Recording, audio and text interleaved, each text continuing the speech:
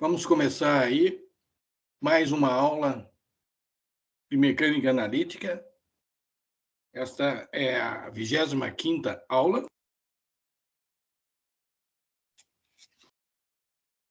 Ainda sobre o tema dinâmica de sistemas mecânicos. Vamos falar hoje leis de conservação e leis da conservação de energia. Para frente. Então, sob certas circunstâncias especiais, as equações de movimento de um sistema dinâmico possuem integrais padronizadas que podem ser reconhecidas com antecedência. Estas integrais são declarações de conservação de energia ou da quantidade de movimento. Nesta aula, consideram-se as circunstâncias em que estas integrais ocorrem para sistemas holonômicos ou holônomos, como se queira, de N partículas, N maiúsculo, com que cada uma delas com N graus de liberdade, N minúsculo. Então, para frente. Lei da conservação da energia. Vamos obter a integral de energia para a classe de sistemas na qual não há forças não conservativas e para a qual não há vínculos variantes no tempo. Então, para um sistema desta classe, a lagrangiana, que é a equação 234, é uma função das n minúsculo, coordenadas generalizadas independentes, xj, e das n velocidades generadas correspondentes, xj. Esse ponto aí está fora do lugar, mas tudo bem. As equações de movimento são equações de Lagrange, equações 238, com xi maiúsculo j igual a zero. Né? Aí está, então, as equações 248 representando aí. Então, vamos para frente. Agora, demonstrar-se-á que é possível encontrar uma integral da equação 248 que equivale à afirmação de que a energia mecânica total P mais V é conservada durante o movimento do sistema.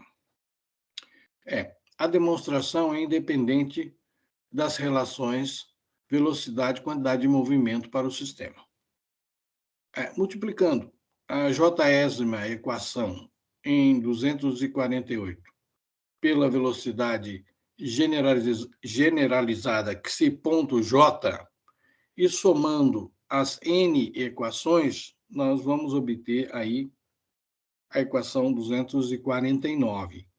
É um somatório de j indo de 1 até n minúsculo, de xi.j multiplicado pela derivada no tempo da derivada parcial do Lagrangiano com relação ao xi.j, menos o xi.j multiplicado pela derivada parcial do Laplaciano com relação ao xj. Isso tudo igual a zero. Para frente.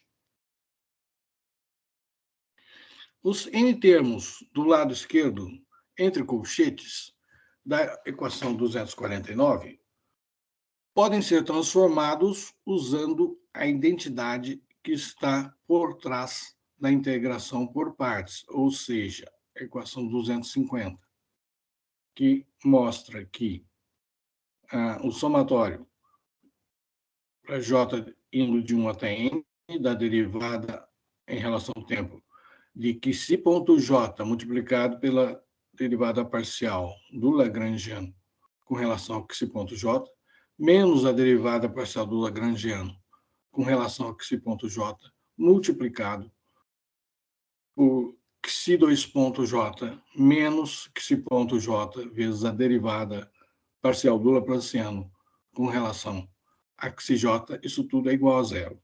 Para frente. O resultado pode ser integrado com relação ao tempo. Os N termos do lado esquerdo, entre colchetes, a equação 250, são derivadas explícitas do tempo. Os demais representam derivada temporal total da Lagrangiana, uma vez que a derivada total da Lagrangiana com relação ao tempo, ela é uma somatória de J indo de 1 até N, da derivada parcial do Lagrangiano com relação a xi.j, vezes a xi2.j, mais uma somatória de J indo de 1 até N, da derivada parcial do Lagrangiano com relação a xj, vezes xi.j. Equação 251, para frente. Portanto, substituindo 251 e 250 e integrando, nós vamos obter a equação 252, e é igual a somatória de J igual a 1 até N de xi.j vezes a derivada parcial do Lagrangiano com relação a xi.j menos o Lagrangiano, isso é igual a E maiúsculo, em que E maiúsculo é uma constante de integração tendo a dimensão de trabalho ou energia. Agora, uma vez que o Laplaciano, que é igual a T estrela menos V, e que a energia potencial V independe das velocidades xi.j, então nós temos aí a equação 253, e a derivada do Laplaciano com relação a xi.j é igual à derivada de T estrela com relação a xi.j, que é igual a π índice J, equação 253.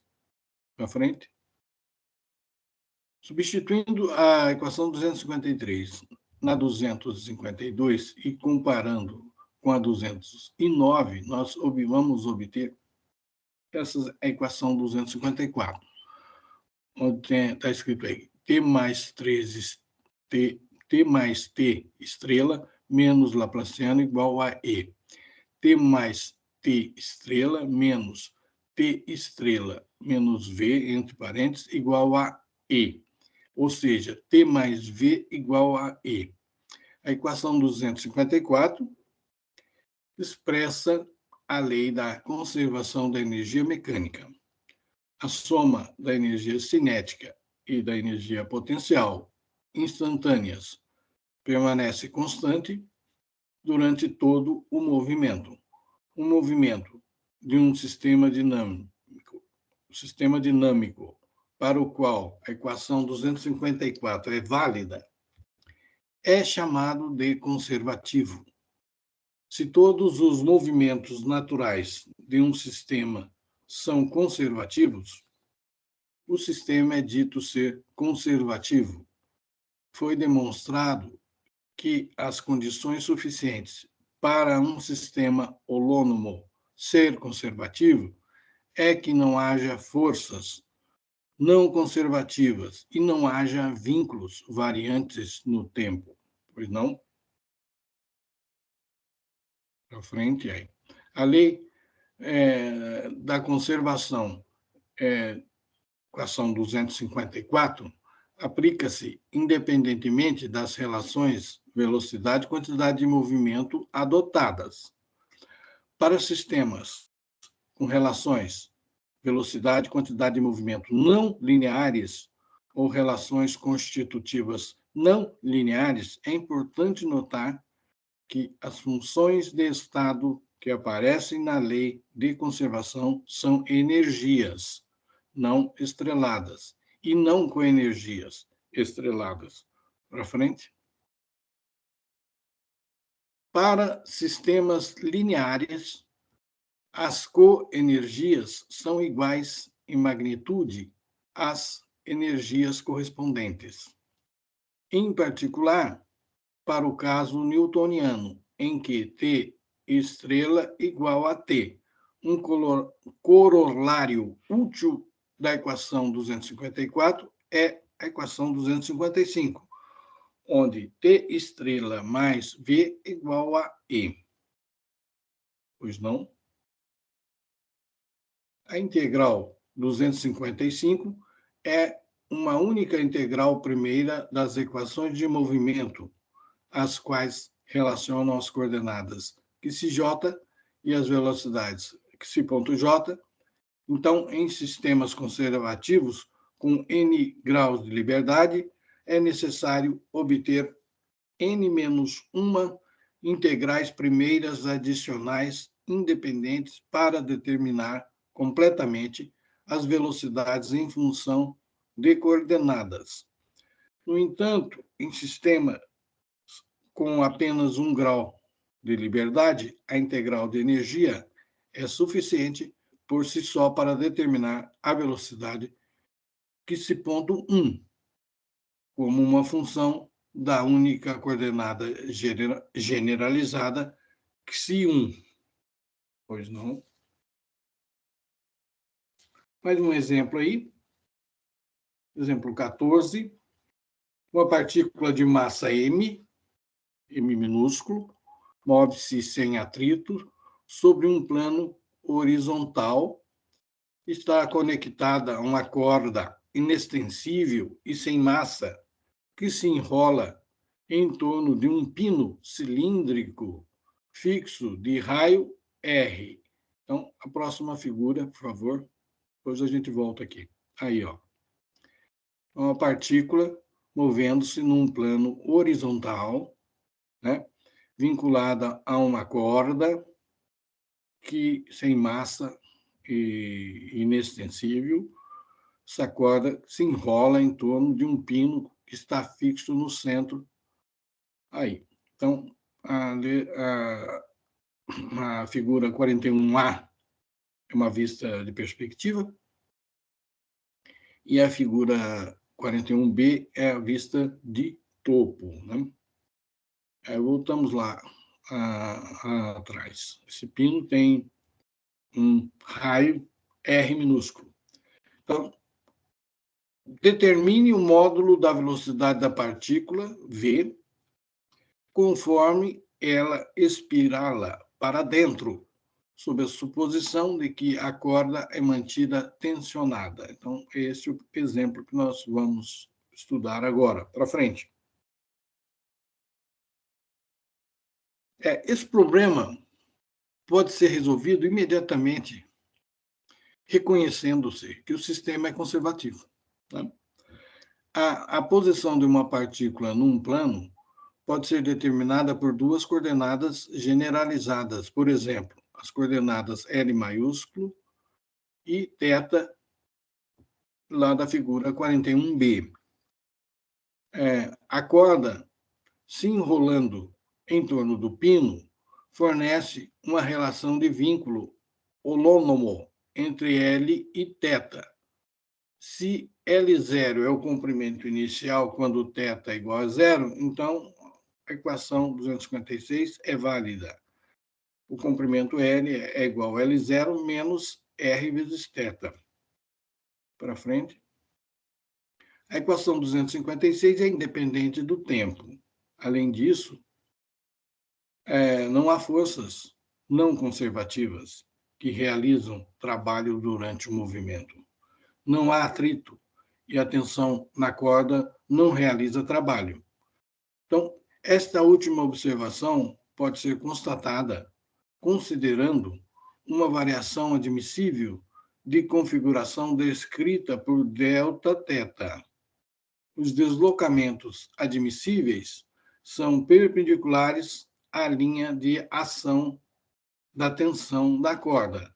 Assim, o sistema é conservativo e a energia mecânica total é conservada. Para frente. Uma vez que não há variação na energia potencial durante o movimento, é um plano horizontal, né? A energia cinética T maiúsculo deve permanecer constante.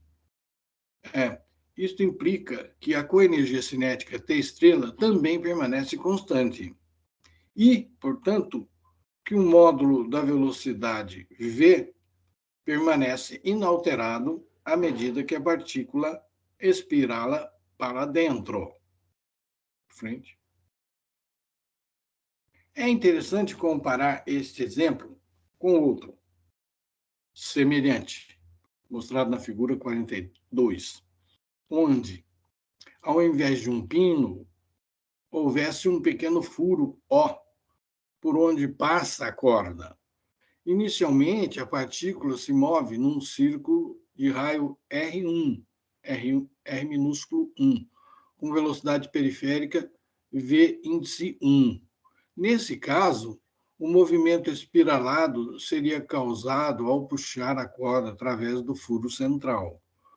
Cessando o puxão, a partícula volta a mover-se num círculo menor de raio R índice 2, com velocidade periférica V índice 2. Vou mostrar a figura?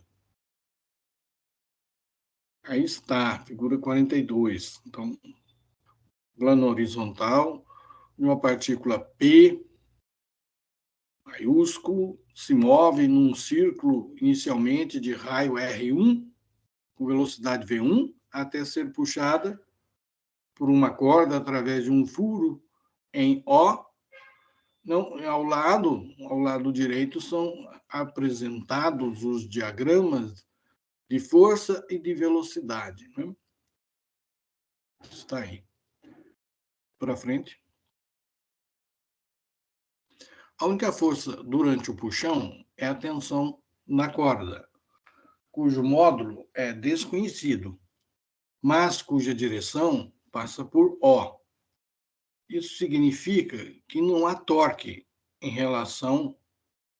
torno do ponto fixo O.